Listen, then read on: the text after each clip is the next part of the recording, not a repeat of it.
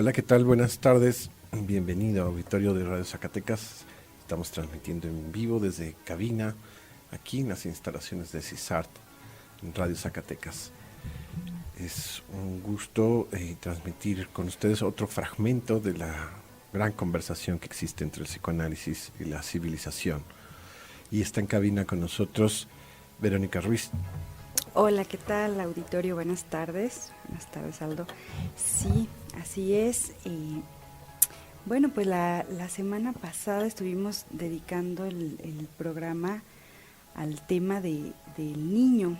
Estuvimos hablando ahí sobre la infancia y esta etapa tan importante, ¿no? Tan trascendente para la vida del adulto, ¿no? Entonces, bueno, pues también, por otro lado, la próxima semana estaremos celebrando el Día de las Madres el próximo martes. Y bueno, pues estamos ahí como en ese punto entre el niño y la madre, ¿no? Entonces, el día de hoy, pues vamos a hablar sobre esta relación que existe ahí entre el niño y la madre.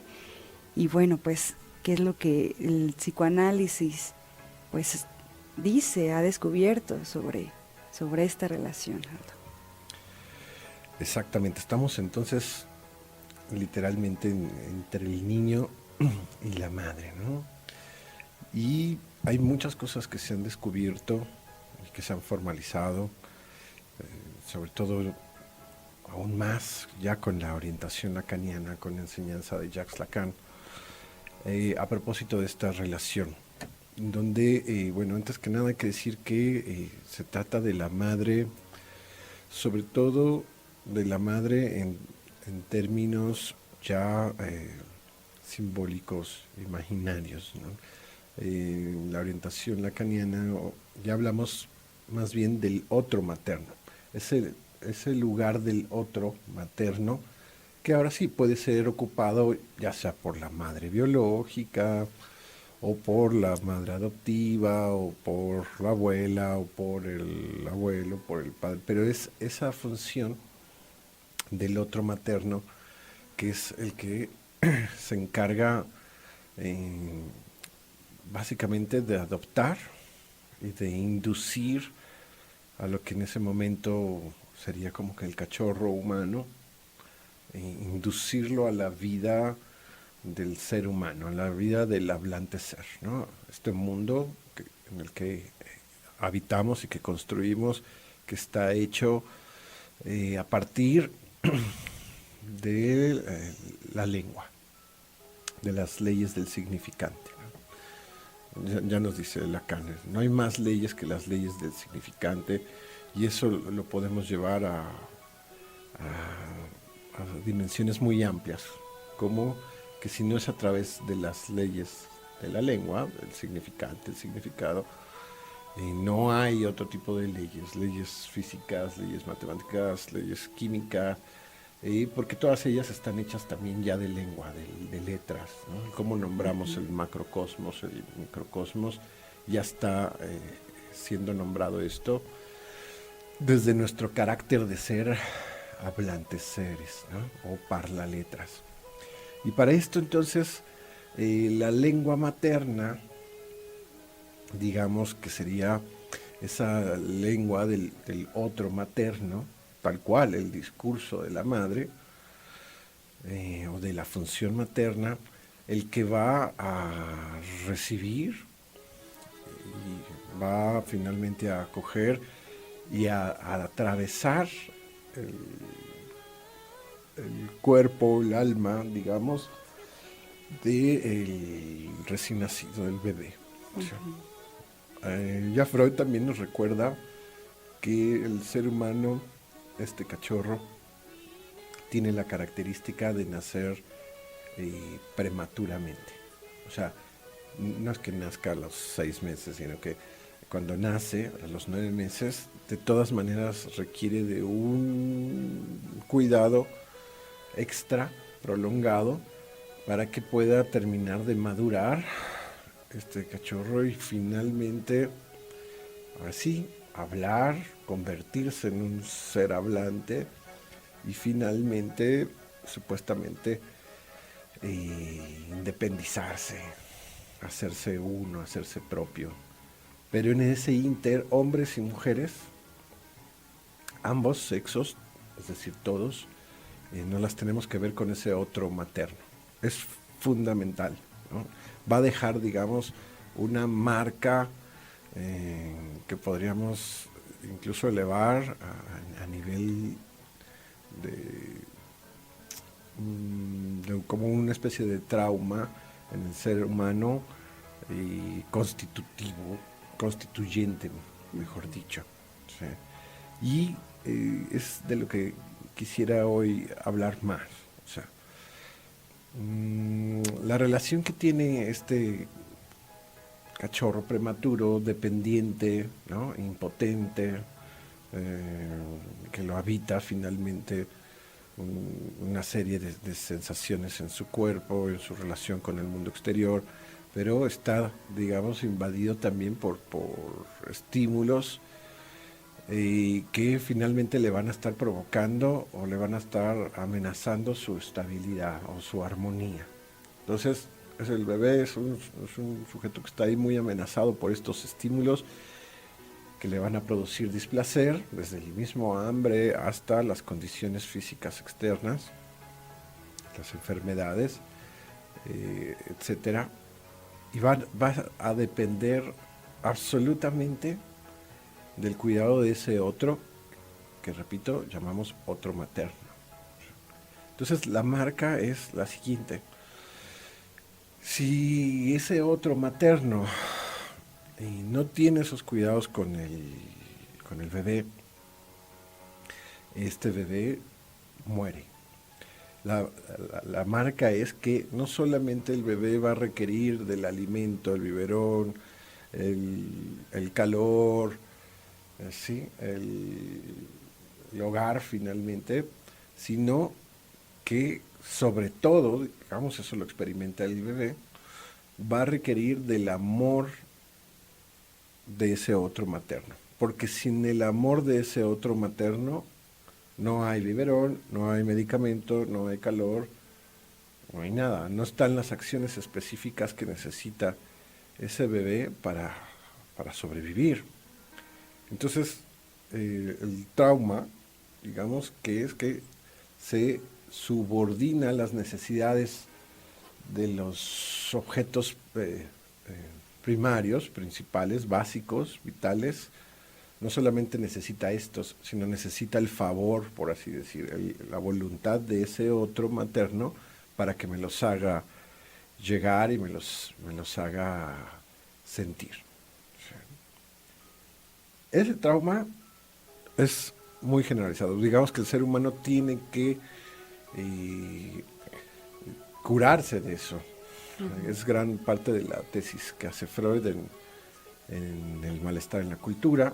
Una de las críticas es por qué el adulto se queda, digamos, en una dependencia hacia el otro, aquí podemos decir ese otro materno, cuando ya es un adulto, cuando ya no necesita que el otro le traiga el biberón, le traiga el medicamento, pero se sigue comportando así. O esa huella de necesitar de manera radical e intensa el amor del otro para poder sobrevivir. Esa frase, uh-huh, está romántica si tú quieres, de sin tu amor no puedo vivir. Bueno, no es así tan metafórica, es una realidad en el cachorro, es una realidad en el bebé humano. Sin el amor del otro, sin sus favores, no puede vivir, muere pues, no está en condiciones, necesita entonces ese favor, esa voluntad. Podemos decir que todos los que estamos hoy vivos, de alguna u otra manera, pues sí, gozamos de un cierto favor del otro materno, al menos para poder sobrevivir. Pero la experiencia de que si pierdo el amor del otro materno, y junto con ese amor que pierdo también una cantidad de acciones específicas que son necesarias para mí, para poder sobrevivir o para evitar el dolor. Eso lo tenemos, digamos que todos los seres humanos, registrado. Ujú. Sí, se mantiene pues digamos como esta huella, este trauma ahí hasta en el adulto, ¿no? Sí, esa, digamos, vulnerabilidad frente al desamor del otro y es una vulnerabilidad real, ¿sí? No es fantasía, es real y queda registrada y se va a ir teniendo sus consecuencias. Por ejemplo, una de las alteraciones que va empezando a tener el yo es el de la sumisión. O sea, ese otro materno se convierte de alguna manera en la primera construcción de lo que es lo omnipotente, ¿no? Porque Ujú. ese otro omnipotente es ovni en el sentido de que todas las acciones específicas que requiero van a depender de él. Poco a poco, bueno, va creciendo, se va haciendo un niño, en fin, pero la crítica es que hay adultos, o que esa huella en mucha gente, esa investidura del otro materno y su supuesto poder, ahora sí ya en el adulto, pero en los neuróticos vemos que aparece como si fuera un poder efectivo. Sigue siendo el otro materno de una relevancia o de una categoría, de una Ujú. jerarquía máxima, probablemente el resto de su vida, ¿no? E incluso pueda comportarse como sin querer cuestionar esa dependencia o esa subordinación. Sí. Hay como una eh, adaptación a que ese es el discurso más poderoso, más importante y depende de mi vida. Eso se hace como un discurso amo también. Ujú. El otro materno tuvo en su momento esa posibilidad de ser un discurso amo y ahí incluyendo todos los ideales del otro materno, sus miedos, sus métodos, sus tácticas, eh, sus anhelos, ¿no?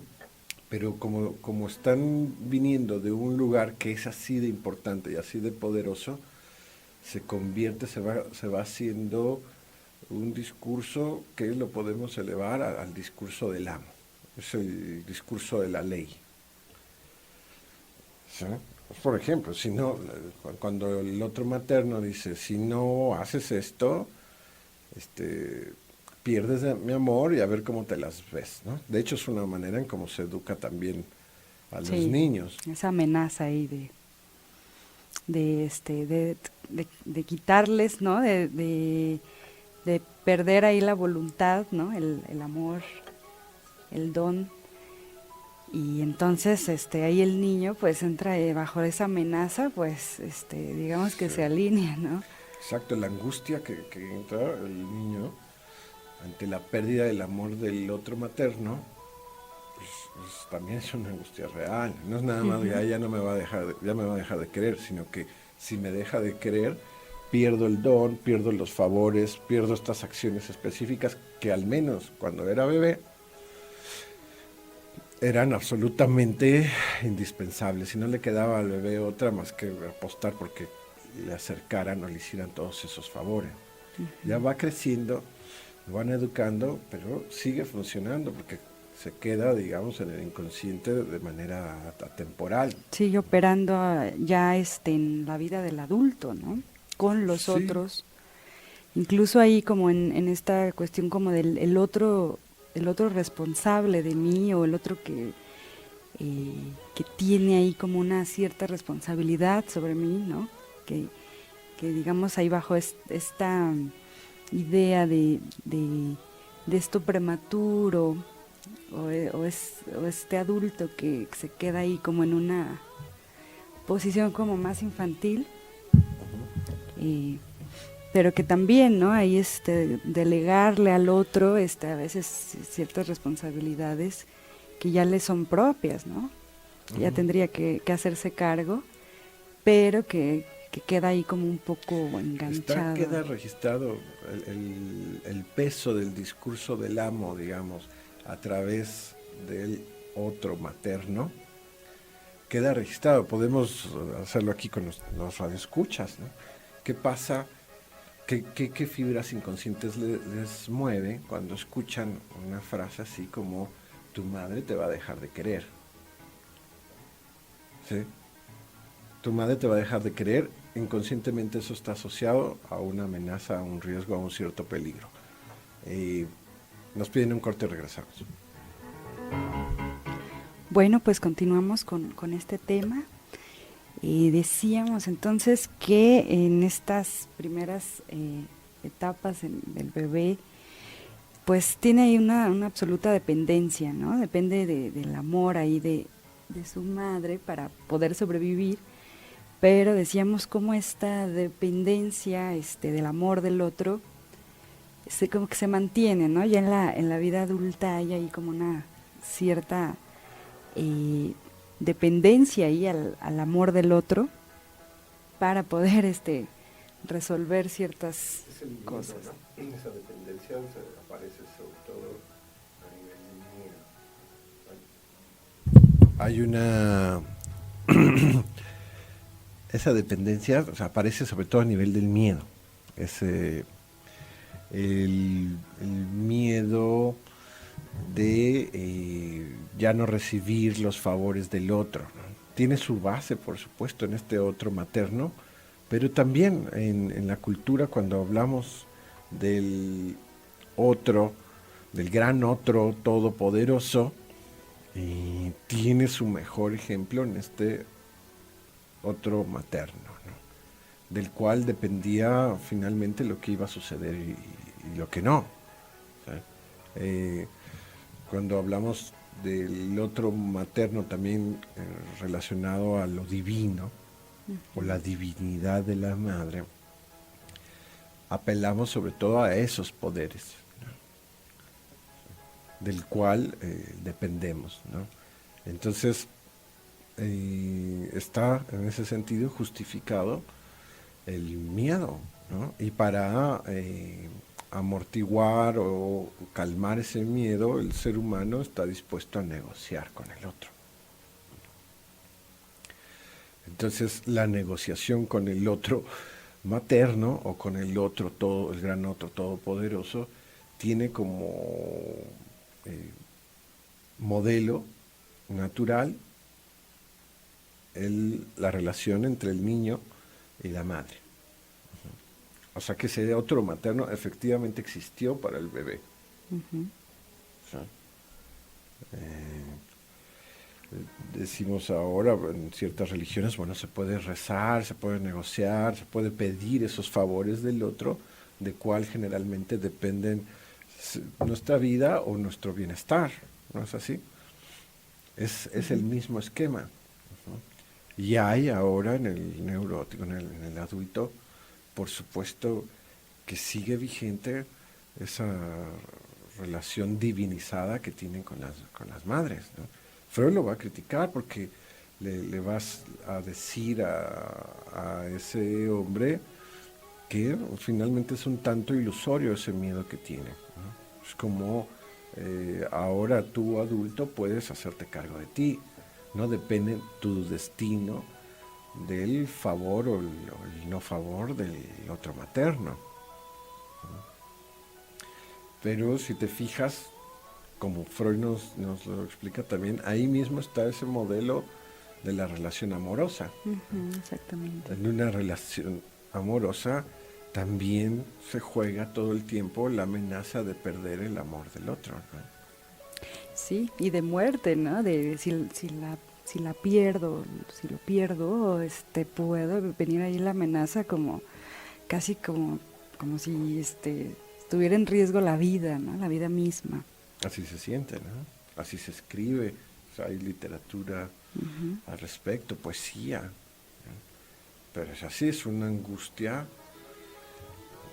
como de muerte, porque en algún momento efectivamente estuvo en riesgo su vida, ¿no? Son asociaciones inconscientes. Exacto. ¿Sí? donde, oye, pues cálmate, ¿no? Pues ya te consigues otra novia, otro novio, otra pareja. Y no, se puede elevar esa dependencia tal cual, se puede trasladar o tomar literalmente aquella vieja, aquella antigua y original relación con el otro, que sin duda es el otro, otro materno, ¿no? Hoy con la tecnología van cambiando muchas cosas, inseminaciones artificiales, tal vez en algún momento se puedan hacer las incubadoras y ya no nace tal cual del cuerpo de alguien, pero de todas maneras, aquel encargado de inducirlo, ya no nada más traerle sus cosas elementales, comida, medicina, calor, sino inducirlo al lenguaje, hacerlo hablar, que esa es otra de sus funciones, ¿no? Que realmente se convierta, por eso hablo de cachorro, ¿no? Que se convierta de cachorro a ahora sí un ser hablante, un ser humano de pleno derecho y de hecho, ¿no? Un sujeto que habla y que finalmente sí habla una lengua prestada. ¿Y quién le prestó esa lengua? ¿Y qué significantes y qué significados y qué ideales tiene esa lengua?